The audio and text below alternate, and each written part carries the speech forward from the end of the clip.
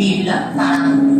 আমরা দাঁড়িয়ে আছি কলকাতার প্রাচীন ও ঐতিহ্যমণ্ডিত বিড়লা তারামণ্ডলের কৃত্রিম অরুণ আলোয় উদ্ভাসিত আকাশের নিচে, যা আমাদের ভাবিয়েছে, শিখিয়েছে, দেখিয়েছে বিজ্ঞানের দৃষ্টিতে ওই সুদূর মহাকাশের এক রহস্যময় জগৎ।